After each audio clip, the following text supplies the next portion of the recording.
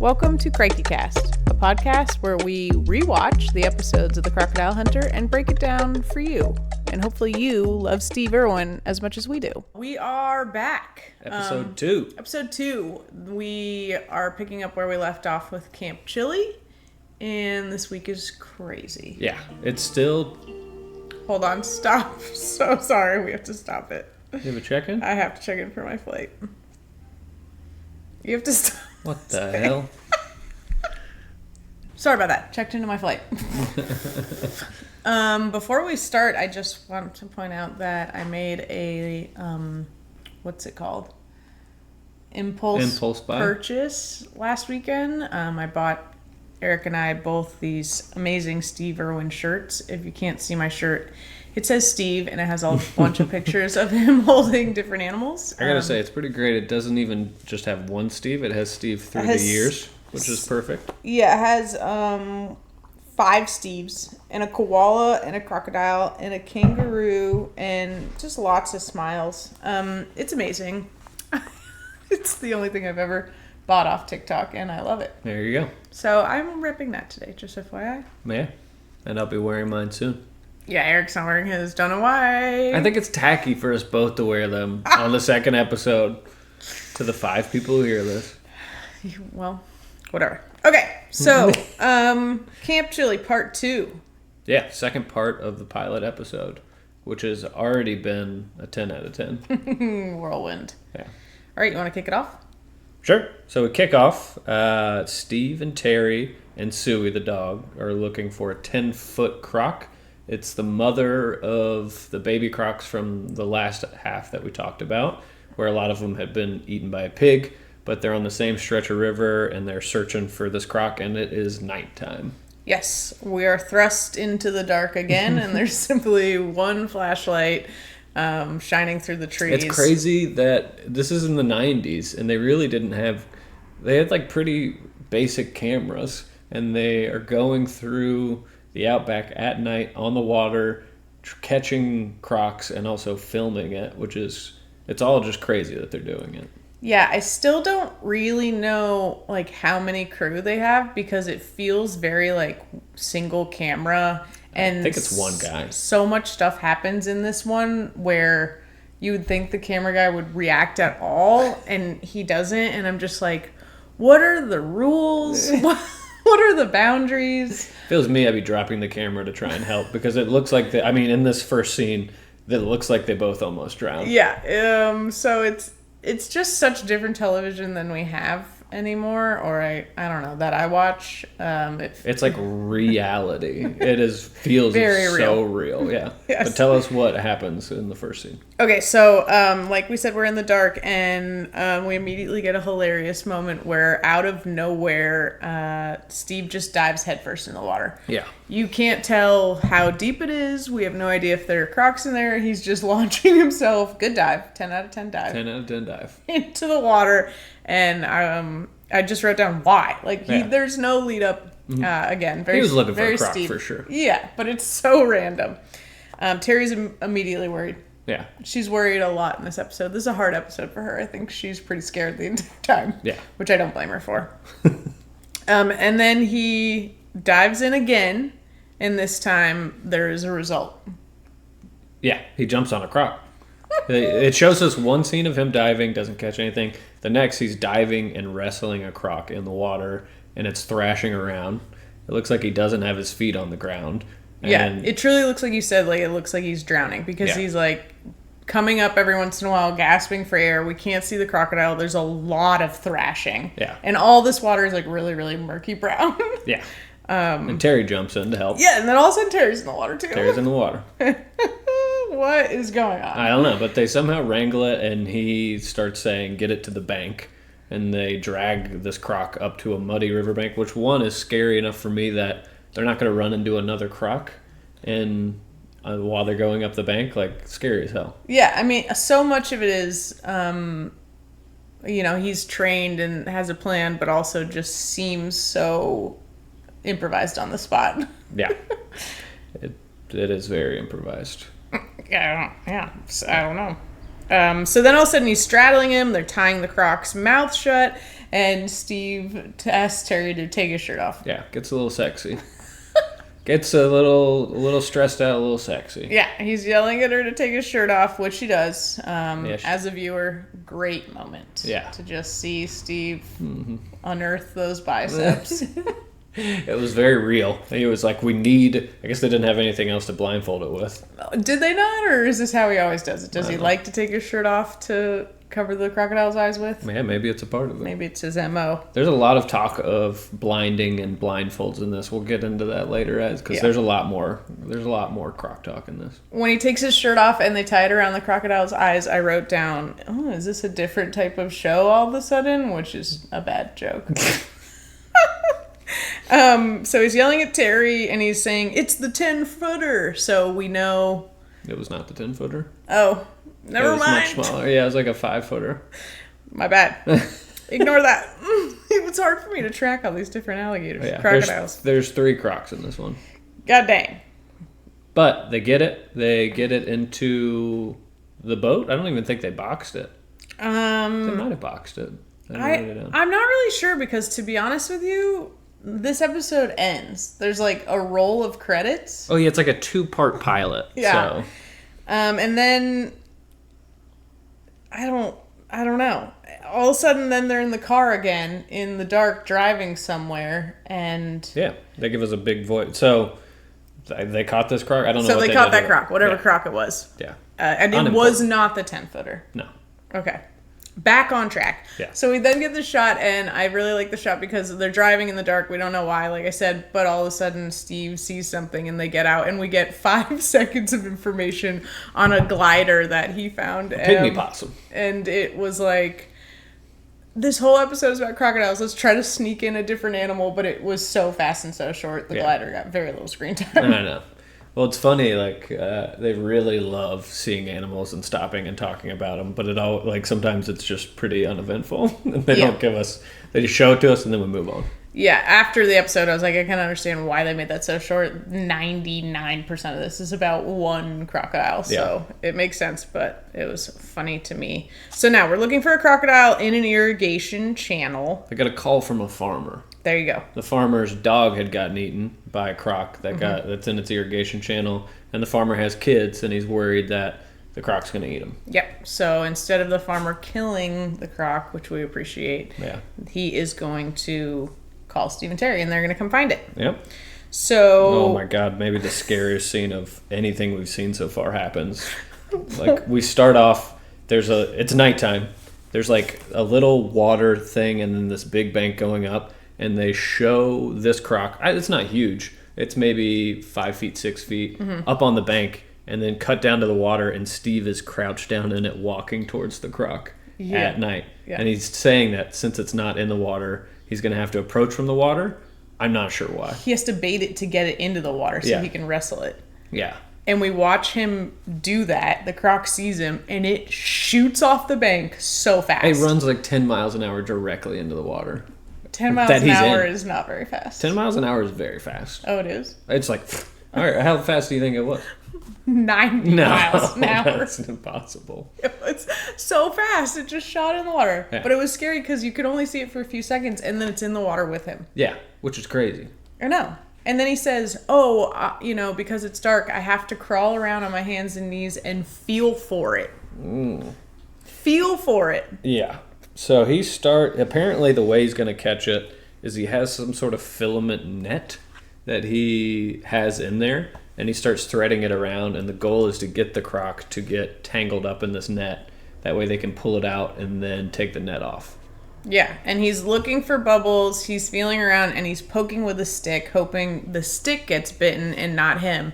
And it gets really dicey because he keeps saying, oh, she's bumping me in the leg. And somehow every time she bumps him, her mouth is closed. And he keeps going like, oh, thank God her mouth is closed. And I'm just like, this seems so risky. Yeah. And like, we don't actually know what's going on. We don't really know what's going on. And it's just like, he keeps saying, it's hitting me. He's got the net and he's doing his thing. And then all of a sudden, his voiceover goes, and then the batteries go out and the light. Oh, I totally forgot about that. And it goes, he's in the water, croc bumping up against his leg.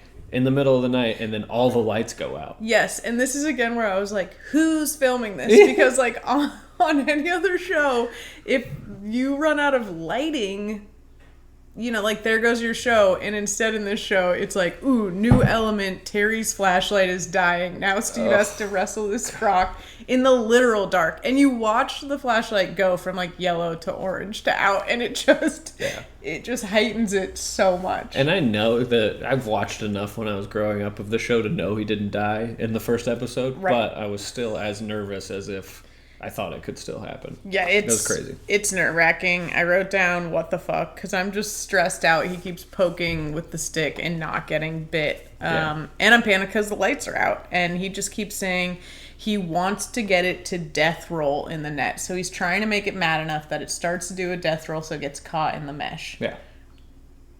That's just a lot. That is a lot. But he does. He gets it in the net. He pulls it up. Yep. And then it's like all jacked up in this weird heavy netting. Yeah, and they're straddling it. Terry's on the tail. Terry does a lot of tail duty in this episode because she's not as heavy as Steve, so she lays on the tail. Because I guess the big thing with keeping them calm is just laying on them. Yeah. Just got to like kind of squish them into submission. Lay on them, cover their eyes. We'll get into more of that when we get to the big 10-footer next. Spoiler alert. I wrote down, how do they know this is the right one? And then realized there was one croc in the irrigation channel that we were looking for. So again, I'm having a hard time tracking croc personalities. There's a lot of crocs, yeah. There's a lot. But they get it. Yep. Yeah, they take care of it. They put it in a box. Croc in a box. Yeah, we're going to see that again. It's croc in a box. I'm sure that's how they transport them. Yeah. I've never seen a croc in a box. Me either. Outside of the show. Sounds like a good candy idea, though. Ooh. Croc in a box. Like a chocolate crocodile in a box? Yeah. Ooh. Yum. Ear market. What? Book market. Did you say beer market? Ear market. Ear market. It's the same thing as bookmark, but... Got it. Okay. Now we go to them on a beach. Yep. And we get a small little educational moment where Steve finds a crocodile skull. Yeah, that had been shot through the nose. Mm-hmm. And the croc had clearly died slowly over a few weeks. It seems like a lot of what's been happening in this area is people shooting crocs. Yeah. Because they are afraid of them. Yeah, because they say in the episode that people are encroaching on the croc's land and the crocs then lash out, and there's this battle between people trying to live and crocs trying to live, and that's where Terry and Steve come in. So we get an educational moment about the skull, and then we move on, and it's time for another hunt. And this is what we signed up for, right? Back-to-back croc hunts. Yeah, we're going on number 3 of the episode, and we're happy about it because it's during the daytime. They find a big slide.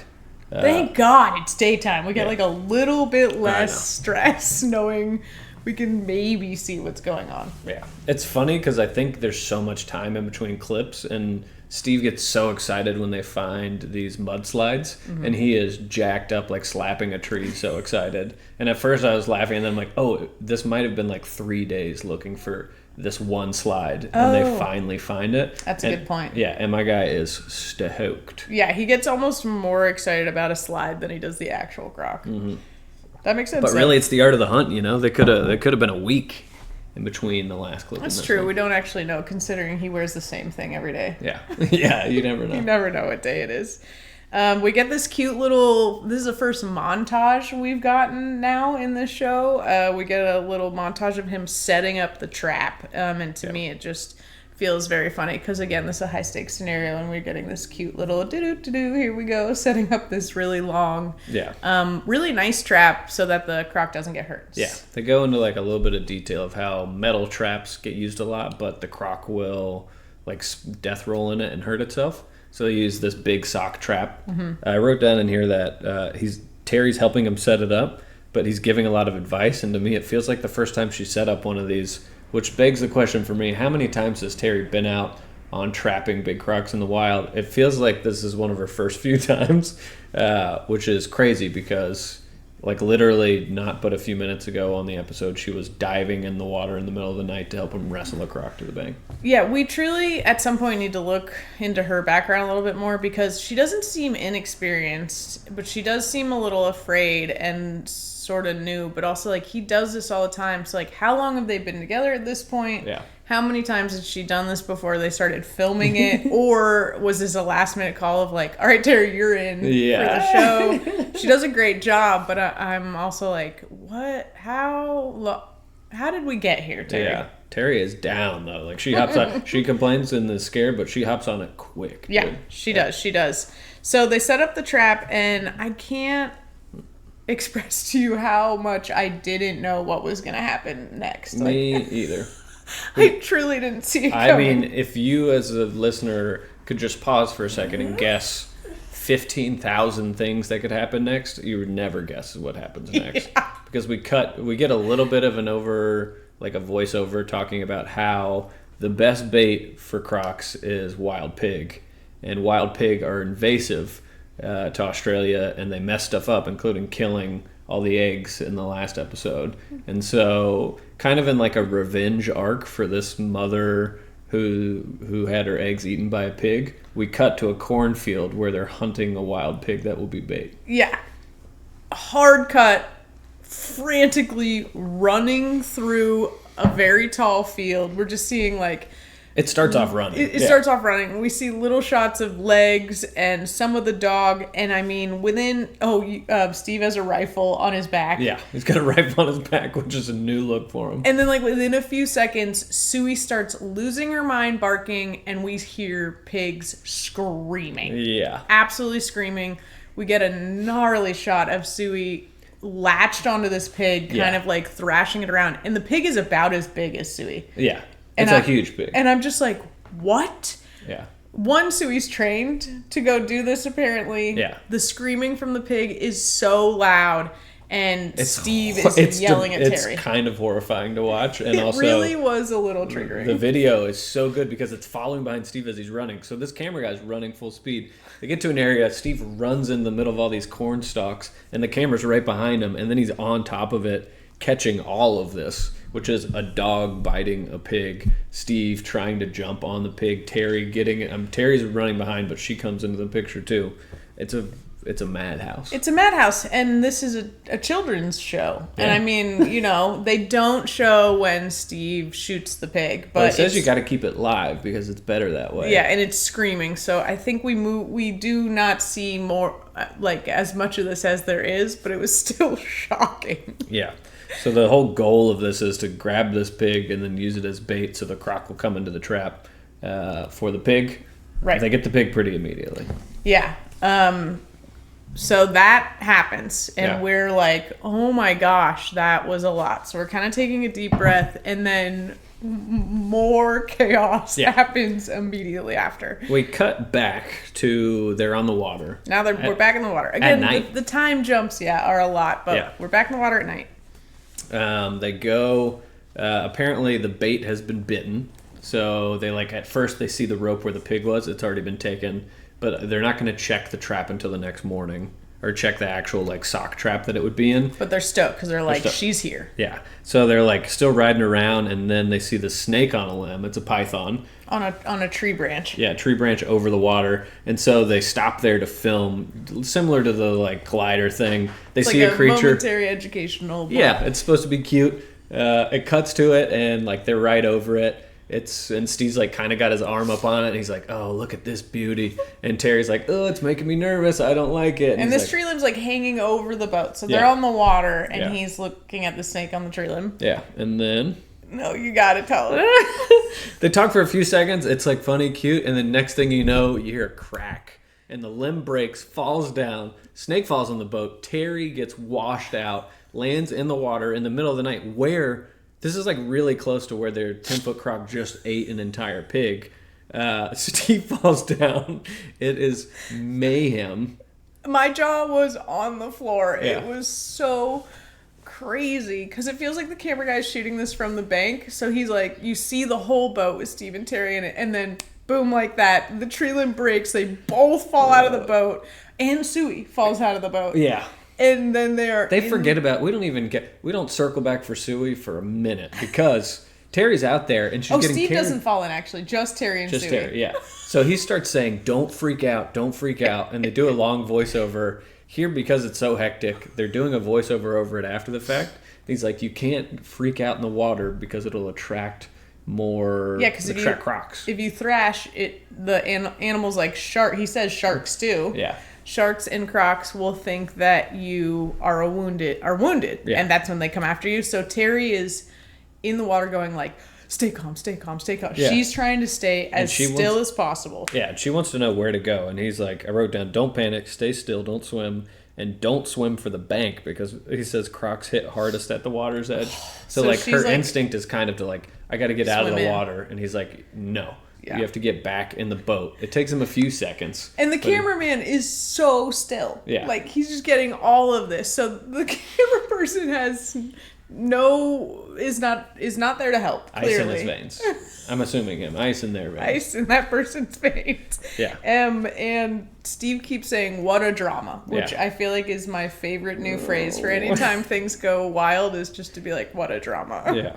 It's insane. It's insane. He pulls her in the boat, and you can tell she is exhausted. And she's shook, just almost maybe over this. They like don't even get settled before Steve has to find the snake that is also in the boat. Yeah. And so he then finds the snake. It's another python from earlier that we learned about, and so non-venomous. But it's mad, and it starts biting him over and over again. Over and over. He gets bit at least 6 times on camera. So they just start showing still shots of this snake biting him. Terry's exhausted. It's still dark. Everything just happened, and then now there's blood running down Steve's arm, and then we get the added layer that Suey is missing. Suey was in the water. So this whole time, the dog is nowhere to be found. Yeah, and it takes us, they're like looking for her, and I'm like, oh, she got eaten by the croc. There's no way she didn't. And then they start to hear a little bit of whining. I didn't even think that's so dark. Yeah, he said in it, he was like, crocs love eating dogs. And earlier in the episode, literally a croc had eaten a dog, which is why they were at the farmer's place. No, I know. I didn't think that was going to happen to Suey, and I'm glad it didn't. But I think it's so wild that they don't even notice she's gone because there's so much other stuff happening. And I wrote down, I'm exhausted at this point, because now they're looking for the dog, and I'm like, what else can happen? Yeah. But they find her. They find her on the bank. They get her in the boat. Yeah. The family's back together. Family's back together, thank God. What a whirlwind. Yeah. And that's a big day for them. Yeah, and it's not over. No. We're going to cut hard after this, come back to the morning. Yep. Where they're going to check on the trap. And they caught the big one. They got the 10-foot big mama. Yep. High and dry in the trap, and she is freaking growling. Oh, yeah. Oh my gosh, the sounds this croc made. I mean, she sounds like a bear, which I've never... I thought she sounded like a dinosaur, although I've never seen a dinosaur. What I assume a dinosaur would sound like. But yeah, it's a very, very loud sound. I didn't expect it. It's like... Yeah. Yeah, it is. It's like growling. She's mad. Yeah. They begin pouring water on her because they are animal lovers, caretakers, so they're not trying to kill her by leaving her out there. So they start getting her wet to keep her happy and moisturized. Yeah. I will say they start doing the rope. It's like a tough thing that they have to rope the top of its jaw, start to get it out of this big sock trap, and then get a full rope around it in a blindfold. He says if you put a rope around its neck, it could tear their head off at one point because they just go so hard and roll so hard. Yeah. So they're like very careful about not having it cause itself damage. Yeah. Or them hurting it. Yeah. But it's crazy to think if you were to just tie a rope around a croc's neck, like it would fight you so hard that it would cut its own head off before succumbing to you. Yeah, it's crazy. Ugh. Can't imagine. Yuck. And Steve actually says, like, the danger's more intense getting it out of the net than anything else. And I'm like, how can any of this be more intense than what's already happened? Yeah. I mean, it is pretty dicey, though. So, like, we start working it through. He gets the little top rope in. He puts it on a stick, cuts it through, which is good. At this point, he's, like, straddling the mouth, and he says to Terri, like, Terry's laying on the croc, and he's saying, let me know if she's about, like, if she builds up, if she takes a deep breath to react, because he says, I'm now at risk of losing my manlyhood. He's standing right in front of this croc's mouth, and Terri looks sort of like shocked. She's like, what is going on? Yeah. Hilarious. Like I wrote, if he gets in the wrong way, he'll be bleeding from every part of his body. So they're pretty graphic with it. So we're looking out for big breaths because it's going to start thrashing around afterwards. And then we go through a lot of voiceover talking about blindfolding again, how just getting a blindfold on a croc will calm it down by 50%, which is crazy if you think about how big these things are. You just cover their eyes, and they're so much easier to handle. Crazy. I love the visual of Steve covered head to toe in mud, just absolutely covered. And he also said, which I think is really cool, the reason you tie just the top jaw and never the top and bottom, or only top and bottom for a very short period of time, is because if the crocodile were to throw up, they're not trying to get it to choke on its own vomit. Yeah. They're very, very conscious, which I know this is an animal show, but it's just nice to know. Everything they do is to, I wish our dog would be quieter, is to help and not hurt these animals. That's nice. They're very gentle with something that could so easily kill them. So we get the net off, we get the blindfold on, we get the mouth tied down, and then we have to get it into the boat. Into the boat, and this huge crocodile makes a move for the water and just takes Steve with her, and just shoots in the water. He's on her back, and it happens really fast, but they do it. They get her in the water, and then I feel like that was him pulling her into the boat there. Maybe. Could have been. Because they land in the boat, and I was like, he almost hit his head. Oh, but it looked like she made a move, and he was just going with her. They were like, they were pulling it. There's like a weird drop-off into the boat, which is like 5 feet. And he basically rides the croc into the boat. And I was like, oh my. And it's a metal boat. It looks like it hurt when he goes in there. Oh, yeah. And he lands on top of its back. Oh, yeah. That doesn't look nice. And then he's thrashing in the boat with it. There's nobody in the boat driving. I gotta say, if he had landed maybe 6 inches further, if they had landed on the edge of that boat, it would have flipped immediately. They would have both been in the water. Yeah. Ooh. Which he would have hated too, because then he's got a tied up croc in the water where it's probably going to drown. He's got to find it again. Yeah. Oh, you got to feel around on his hands and knees. Yeah, hell no. But they get it in. And then Terri gets in and he's like, you get on her. I'm going to start up the engine. And then he talks about how they hate the engines. So as soon as Terri's free because she's not as heavy. Yeah. And Steve's like, well, just do it. And he's like, and, keep an eye on her because when I turn this engine on, she's going to flip. Yeah. And Terri's like, not liking that. No. Which I don't blame her for. Yeah. But they get it done. They take it downstream a far way away. Yep, so they ride in the boat for a long time. Of course, being a show, we only see a little bit. And then they release her somewhere else, which I thought maybe they would take her back to their zoo or their compound or whatever it's called, their refuge. But no, they just release her miles down the river. Steve has a very cute little moment where he talks about how much he loves crocodiles. Mm-hmm. She slips into the dirty, muddy water. Calls him the King of Australia. King of Australia. Yeah. And the music goes cheerful. Yeah, yeah. And then that's the pilot. And for the first time in 30 minutes, I take a very big, deep breath. Yeah. I mean, it is worth a watch. It is so worth a watch. I know. We sort of had a moment when the tree branch broke and they fell in the water where you looked at me and you're like, I wish we were live streaming this because it is so fun to watch it. But hopefully it's fun to hear us talk about it too because it would be hard to watch it and listen to us at the same time. So this is our medium. But if you do feel so inspired to watch, I recommend that back half of the pilot. It's really worth it. We'll put the link. It's like... you can't really get these episodes, which makes it tough. You have to find them online, and there's a Steve Irwin archive on Reddit that we'll link in the description to these. If we can. Do we have to ask?